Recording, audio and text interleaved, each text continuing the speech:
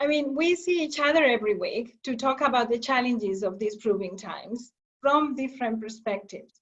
But I think today is something special, and it doesn't have the same construction as the rest of the life learning experiences. Today, we are actually coming together to make a call, a clear call for a different type of leadership, and to take into account that gender equality, empowering women and girls is more important than ever before.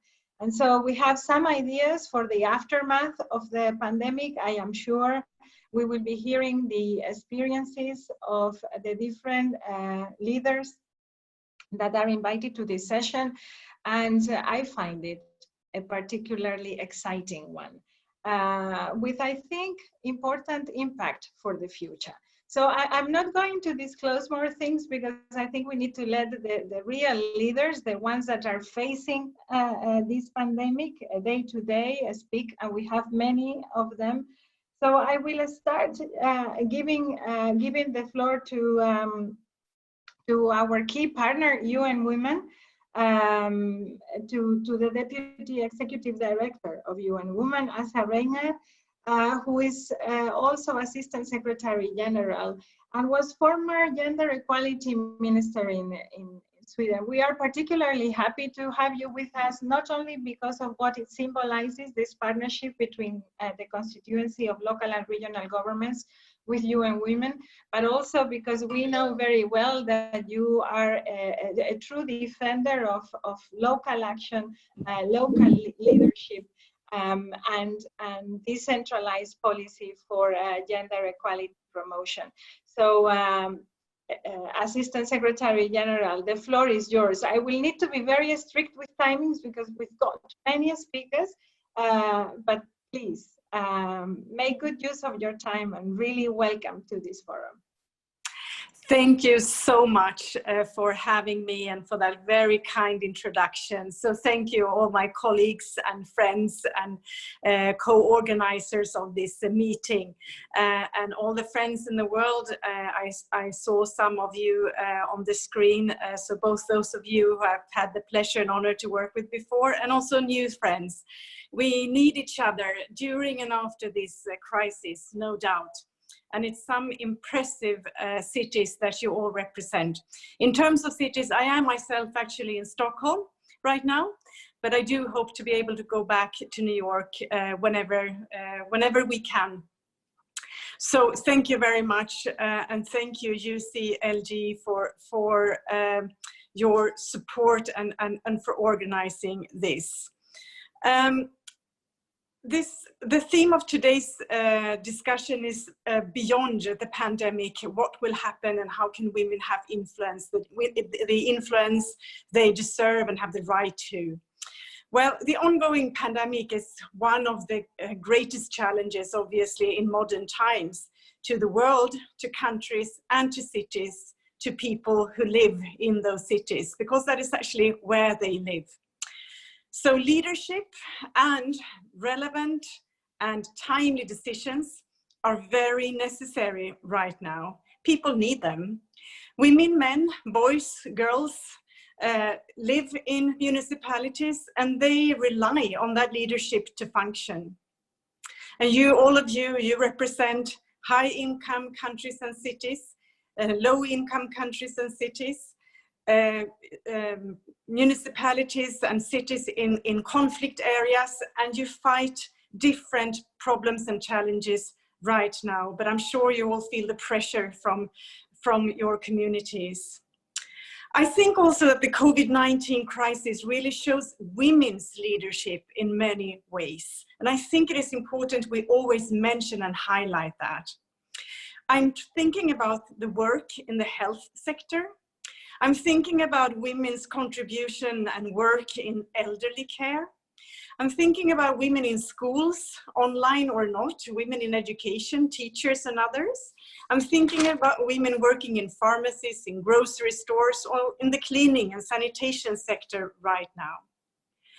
The patients, the elderly people, all the citizens really need those women right now. And I think that we should really describe their knowledge, experience, courage, and resilience now a few months into the crisis as the enormous assets to society that it actually represents.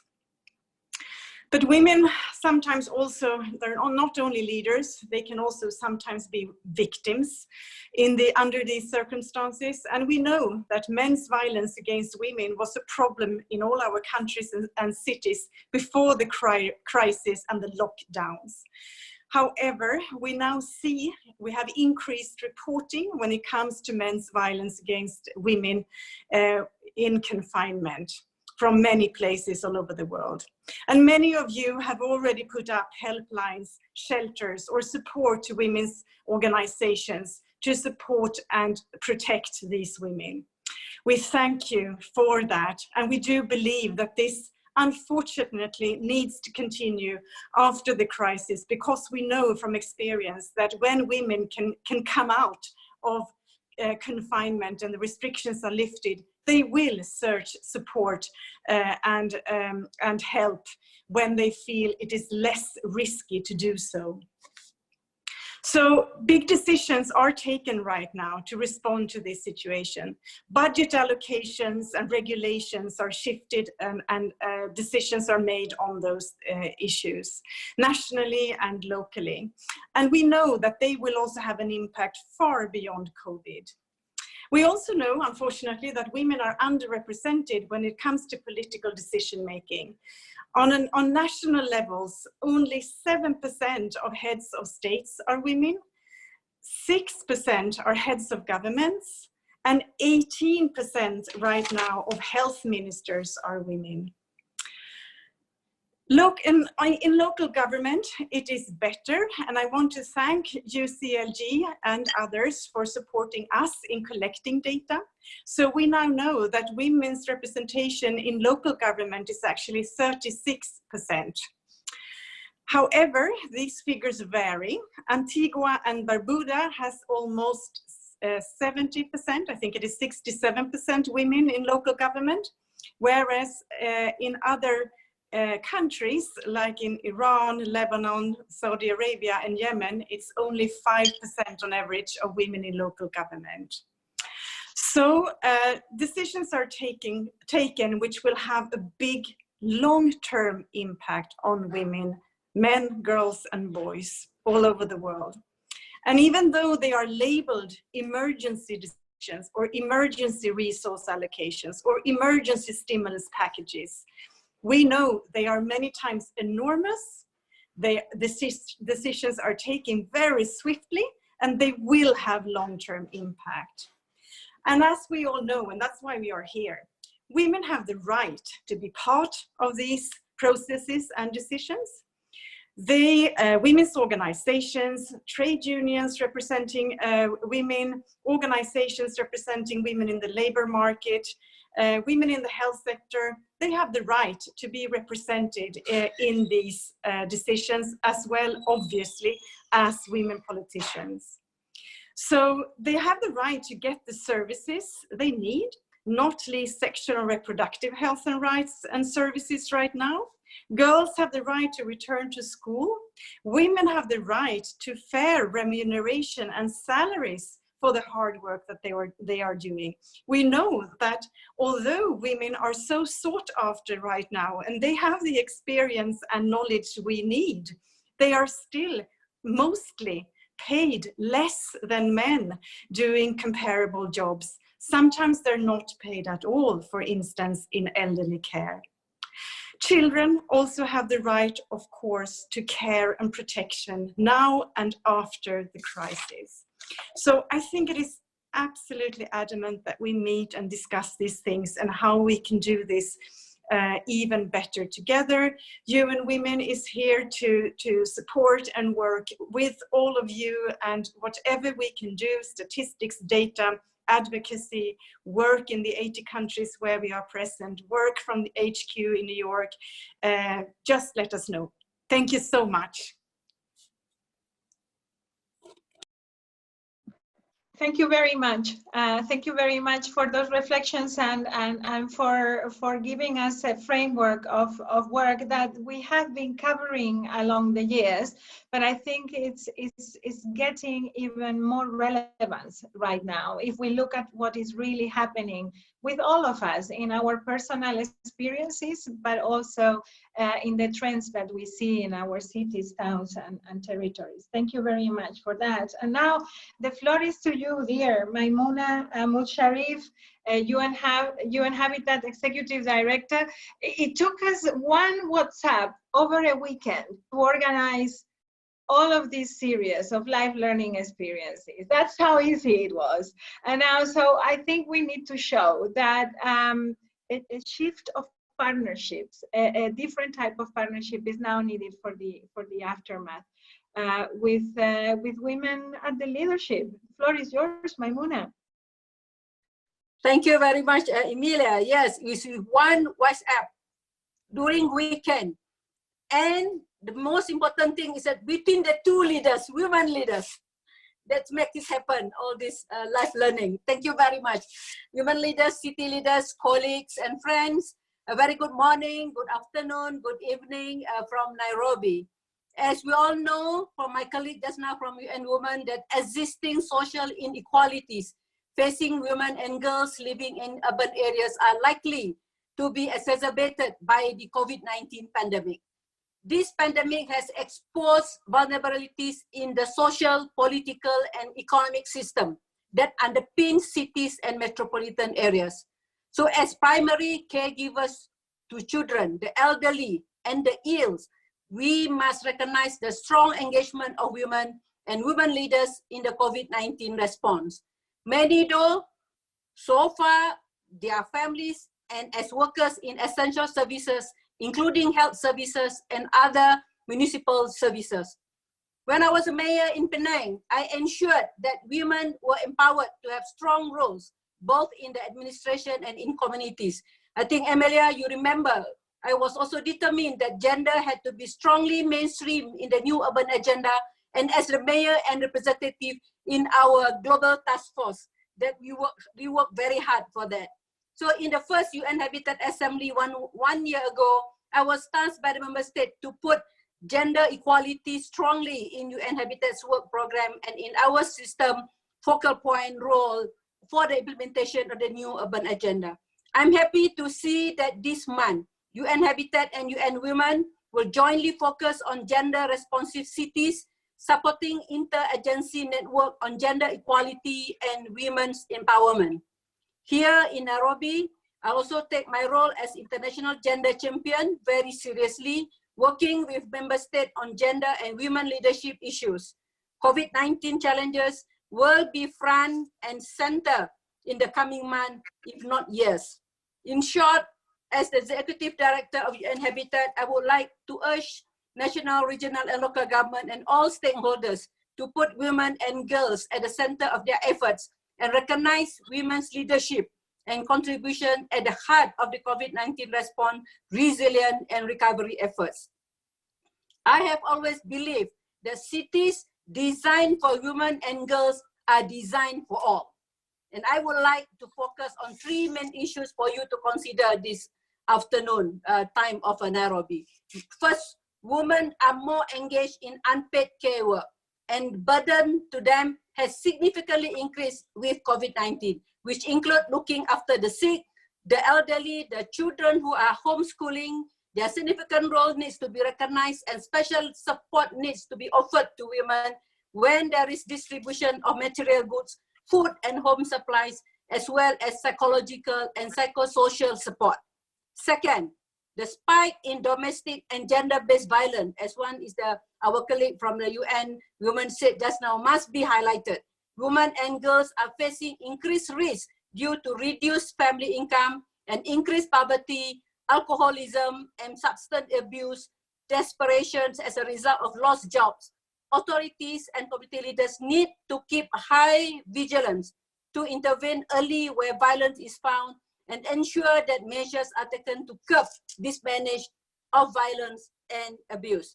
The third point is that women need to be at the center of decision-making and must have a seat at the table, if not at the center of the table, to ensure their needs and concerns are factored into response mechanism and intervention. Focus should also be given to elderly and disabled, women and girls who can easily be forgotten due to their limited mobility and voice.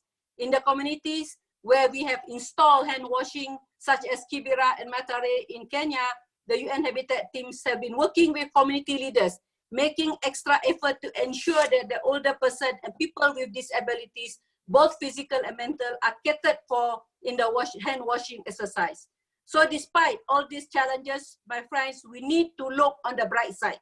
How can this pandemic become a driver for change and enable greater learning and upscaling of innovation and creativity? Transition to a new normal after the pandemic should include gender dimensions within response plan and budget resources to build gender expertise into response team. So by joining forces, the world can emerge from this COVID-19 crisis and move closer to achieving the Sustainable Development Goals by enabling inclusive, safe, resilient, and sustainable cities and communities to thrive and prosper. I would therefore like to thank all of you and your continued leadership and solidarity during this trying time. Thank you very much to all of you. And again, over to you, Amelia. Thank you. Thank you very much, Maimuna, for these inputs and for the commitment indeed to ensure that all agendas carry having gender equality at the heart. I think that probably today this is the main concern. The main concern is that priorities might shift and that people might consider the gender equality agenda as a luxury agenda, which it is not. And we will need to address that. Thank you very much for that. I now have the pleasure to invite our co-president of United Cities and Local Governments, the Mayor of Molokwane, and the President of the South African Association of Local Authorities, SALGA, to take the floor. I don't see you, dear Tembi, but I know you are here. I am here, Emilia. Yeah, hi. The floor is yours. Thank you very much, and good afternoon, morning to others. My fellow colleagues and women leaders.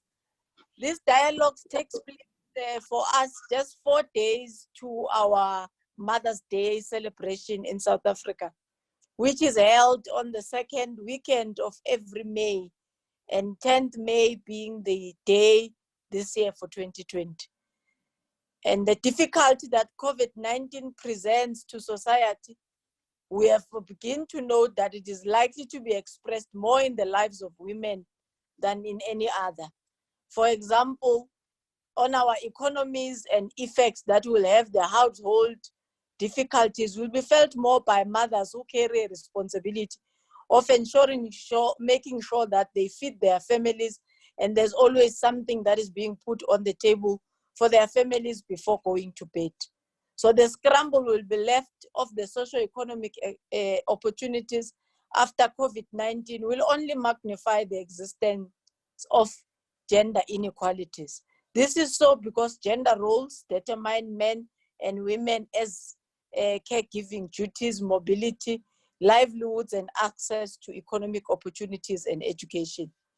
According to the International Labour Organization, women represent less than 40% of total employment, but make up to 57% of those who are working on a part-time basis across the world.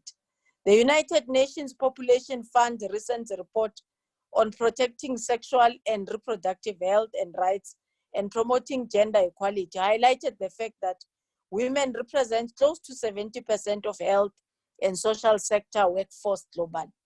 So this is the workforce that will be affected in the main by the pandemic. This is the same case as well in South Africa, as the majority of our frontline workers are women. So these include nurses, midwives, home care, and household bearers, community health workers, social workers, cashiers and cleaners, domestic workers, just to mention a few. So it truly does make a case that women will be more exposed to risk of infection than their male counterparts. In the economic front, fewer women than men are participating, unfortunately, in the formal economy of our country, and I think relatively in the world. Lately, more women were beginning to take inroads into small, medium, and macro enterprises, while many remain trapped in the informal sector. In Africa, a picture of women selling with the buckets of tomatoes in their heads, trying to make a living for their families is very familiar. Again, South Africa is no exception to that. And it has one of the highest unemployment rates in the world. Women in the first quarter of 2018 were sitting at an unemployment rate of 29.5 in the second quarter as compared to 25.3 against men. So there is a discrepancy or a deficit of around 4% of more women who are unemployed as of 2018. And this was at the same time last year, which means the effect of the COVID-19 will only be felt after the pandemic has passed and more women will be unemployed. Also, this is to demonstrate that women are impacted in France to be more of the, for example, if you look at the gender-based violence, more women will be trapped in their homes with their abusers, increased economic distress, which I've already articulated to, high exposure, which I've already articulated to, and increased vulnerability economically and socially because of COVID-19 and general loss of income. Our government program interventions include, amongst others, supply of personal protective equipment, PPE, provision of water to eliminate women from going into the river to fetch water and wood, continuous primary health care, provision of shelter for the homeless, and dignity packs for displaced and vulnerable women. Our president have just increased social grants for the period of 6 months, which is mostly benefiting women who are unemployed and who are on pension, and social distress reliefs for many who are part of women. And this distress includes sanitary towels to women. Most importantly, the data now is beginning to be available to show what could be actionable to inform what could we do as government across the world to wrap up and pick up the pieces after the effect of COVID-19. So gender inequalities, we anticipate them to widen after the pandemic, and gains in women's rights and girls, which have been made with regard to accumulation of human capital, economic empowerment, might be reversed and to a very great extent. So we're more likely to lose jobs as women in the women emancipation and labor market is often in the form of temporary employment. So your tourism sector and your food hospitality sector, they are currently on a standstill, and you find those are the ones which are more acceptable to employment for women, and they are shedding more, and they've already begun in many countries to shed more. So we're likely going to see more women staying in places and being unemployed after the COVID-19. So some of the things which we need to find as a positive side is the flexible working arrangements, which allow women now in a way to be able to share responsibilities with men at home, but also creation of family-friendly workplaces, which I think create flexible hours and inclusive patterns of life in society we need to advocate for.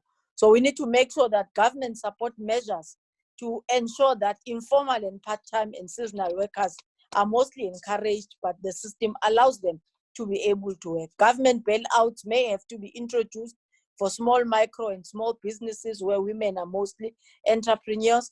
The gender analysis and data collection so that women needs and realities do not fall off the cracks, but we also continue to highlight the importance of keeping gender equality on the agenda in our own workplaces. As I conclude, Emilia, I think it is important for us to understand as women leaders that the spread of coronavirus in the country could only be understood by us and be promoted. The rights of women can only be promoted by us in the front who understand how is it possible to imagine what basically the world will be put into, and we reset ourselves with most economic sectors to reestablish ourselves from a zero base and make sure that we can achieve better outcomes after the pandemic and do away with gender inequalities. So as women leaders with equal representation and decision-making power, I like what we've already been said, that gender equality and women's rights are essential to getting through this pandemic together so that we could be able to recover faster. Thank you very much.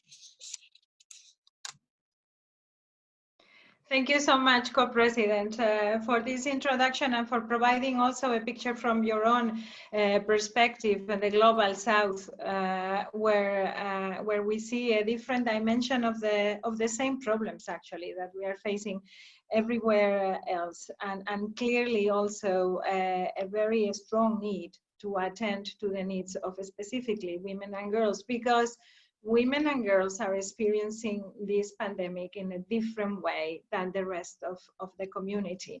And that needs to be acknowledged if we want to change something. And that is also part of the call that we have been working on together and that will be issued after this session. And now let me go back to another important leader of our organization, the Special Envoy to the United Nations and Mayor of Barcelona, Ada Colau. Ada, somos 256 en esta sala, pero solo avisaros de que también tenemos live streaming en Facebook y en YouTube. Y quería darte la palabra para que nos des un poco una visión también de lo que crees que nos tiene que ocupar estando aprendiendo ahora en esta pandemia para después de la pandemia y a qué nos tenemos que ir preparando. Es un gusto tenerte con nosotros. Adelante, Co-Presidenta.